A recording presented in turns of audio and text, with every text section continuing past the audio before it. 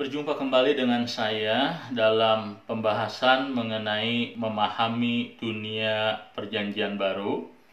Hari ini kita akan membahas beberapa terminologi, beberapa term yang penting di dalam studi teologia dan juga beberapa term yang penting di dalam pembelajaran kita mengenai iman Kristen.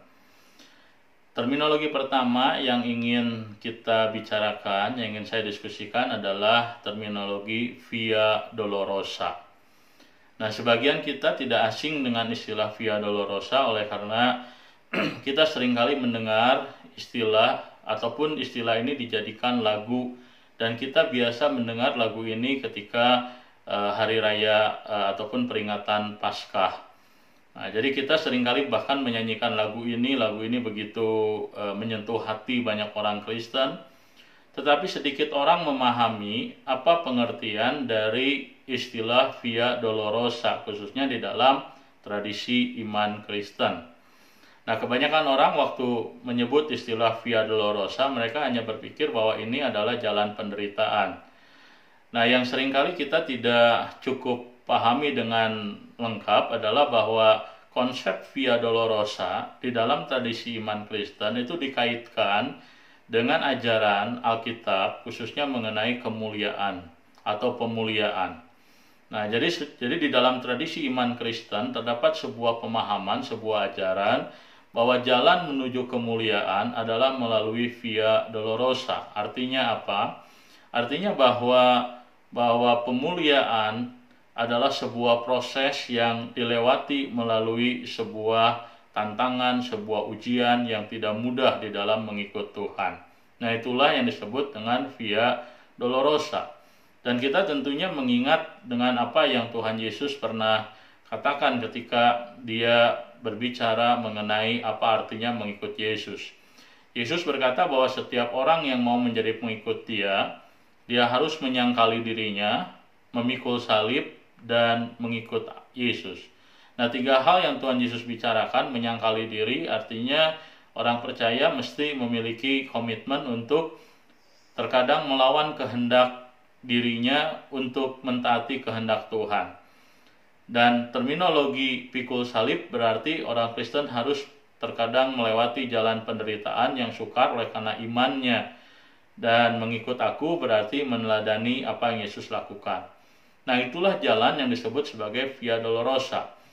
Bagaimana orang percaya akan mengalami pertumbuhan, orang percaya akan mengalami perkembangan, orang percaya akan mengalami sebuah proses pendewasaan menuju kesempurnaan ketika apa? Ketika dia masuk dalam sebuah proses pembelajaran melalui sebuah ujian iman, tantangan, kesulitan yang dia hadapi.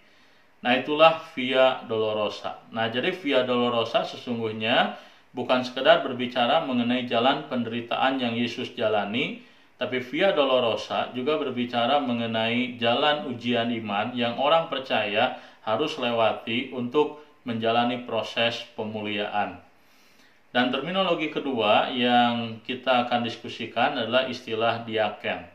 Nah, istilah ini adalah istilah yang digunakan di dalam Alkitab, khususnya kalau kita membaca dalam Kisah Para Rasul. Di sana disebutkan bahwa para rasul mengangkat diaken-diaken yang pertama. Begitu juga kalau kita membaca misalnya saja dalam surat 1 Timotius, di sana juga Rasul Paulus membicarakan mengenai orang-orang yang disebut sebagai diaken. Nah, sebenarnya diaken itu siapa atau diaken itu apa? Nah, jikalau kita membaca Alkitab, kita akan melihat bahwa ada perbedaan konsep atau pergeseran konsep dari istilah yang Alkitab gunakan dengan diaken dengan penggunaannya di zaman sekarang. Nah, kita akan mulai dengan penggunaan di zaman sekarang dulu. Nah, sebagian gereja menggunakan istilah diaken untuk membedakan orang-orang yang terlibat di dalam kepengurusan gereja yang bukan penatua. Nah, biasanya dalam gereja-gereja tertentu atau gereja yang memiliki sistem pemerintahan presbyterian, mereka memiliki 2 kelompok kepengurus, dua kelompok penata layanan dalam gereja. Kelompok pertama disebut sebagai penatua, kelompok kedua disebut sebagai diaken. Nah, seringkali diaken dianggap sebagai orang-orang yang melayani dalam hal yang bersifat administratif, sedangkan penatua orang-orang yang melayani dalam hal kebijakan gereja. Nah, jikalau kita mempelajari Alkitab, maka memang terdapat sebuah pergeseran makna mengenai istilah diaken. Karena di dalam Alkitab memang istilah diaken digunakan pada dasarnya untuk menyebut orang-orang yang melayani Tuhan secara khusus di dalam mendampingi atau menolong orang-orang yang kesusahan, yang kesulitan, yang menderita, yang miskin.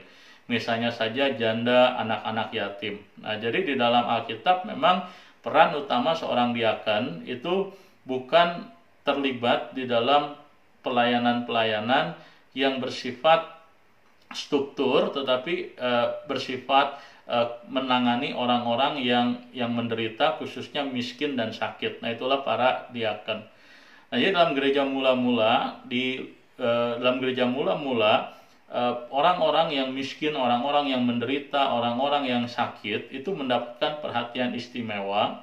Mengapa? Karena orang-orang yang seperti ini merupakan orang-orang yang bukan hanya mereka dilihat sebagai sesama orang percaya, tapi orang-orang yang bahkan Tuhan Yesus sendiri menaruh perhatian kepada mereka. Nah, itulah sebabnya maka kalau kita mempelajari Alkitab, kita di sana melihat para rasul berkata bahwa mereka tidak tenang di dalam pelayanan oleh karena orang-orang miskin, orang-orang sakit yang tidak terlayani. Maka dipilihlah orang-orang yang kemudian memiliki panggilan, memiliki karunia, memiliki hati untuk melayani orang-orang yang miskin, yang menderita, yang sakit, yang tidak mampu di dalam jemaat. Nah, itulah diaken dalam gereja mula-mula.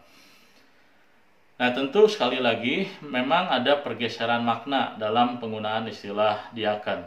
Dan barangkali yang paling penting di dalam memahami kediakenan di masa sekarang adalah ada hal yang barangkali kita lihat sebagai hal yang berkembang, tetapi ada hal yang tidak boleh terputus dari makna asli daripada diaken. Artinya orang-orang yang menjadi diaken dalam sebuah gereja, tentu mereka dapat melayani dalam sebuah sistem kepelayanan gereja sebagai kepengurusan dalam sebuah gereja. Tetapi yang tidak boleh hilang di dalam panggilan seorang diaken adalah panggilan dia untuk melayani orang-orang yang sakit, menderita, miskin, para janda, anak yatim, dan lain-lain. Karena istilah diaken terikat dengan pengertian tadi, bahwa mereka adalah orang-orang yang memiliki panggilan khusus melayani orang-orang yang menderita. Masalah kemudian peran daripada diaken berkembang itu hal yang baik, tetapi substansi daripada pelayanan seorang diaken sebagai pelayan orang-orang miskin itu tidak boleh dilupakan. Terminologi ketiga yang juga saya ingin bicarakan adalah terminologi mengenai Catholic Epistles. Nah, istilah ini seringkali tidak dipahami dengan baik oleh orang-orang Kristen, karena sebagai orang Kristen waktu mendengar istilah Catholic Epistles, mereka menyangka bahwa ini adalah surat-surat yang berasal dari gereja Roma Katolik. Nah, padahal ini adalah pengertian yang keliru. Nah, jadi di dalam Alkitab kita membaca ada 3 kelompok tulisan di dalam kitab Perjanjian Baru. Nah, kelompok yang pertama itu adalah kelompok kitab yang disebut sebagai Injil-Injil. Nah, di sana ada Injil Matius, ada Injil Markus, ada Injil Lukas, Injil Yohanes. Ini adalah kelompok tulisan pertama, istilahnya adalah korpus. Nah, kelompok kedua adalah kelompok tulisan yang disebut sebagai surat-surat Paulus. Misalnya saja surat Korintus, surat Roma, surat Timotius, dan lain sebagainya. Dan yang ketiga adalah kelompok surat yang disebut sebagai Catholic Epistle. Nah, ini disebut sebagai Catholic Epistle, kenapa? Karena surat ini ditujukan kepada jemaat bukan di satu lokasi tetapi di banyak lokasi. Maka istilahnya adalah Katolik, karena Katolik itu berarti menyeluruh, umum kepada semua kalangan. Nah, jadi kita harus memahami terminologi Catholic Epistle bukan sebagai surat yang ditulis oleh gereja Katolik, tapi menunjuk kepada 7 surat di dalam Alkitab, di bagian terakhir, bagian Alkitab yang kita miliki, yaitu surat Yakobus, surat 1-2 Petrus, 1-2-3 Yohanes, dan juga surat Yudas. Itulah yang disebut sebagai di Catholic Epistles. Nah, kiranya terminologi-terminologi yang kita pelajari hari ini boleh menjadi berkat bagi kita memahami dunia Perjanjian Baru dengan lebih baik. Tuhan memberkati.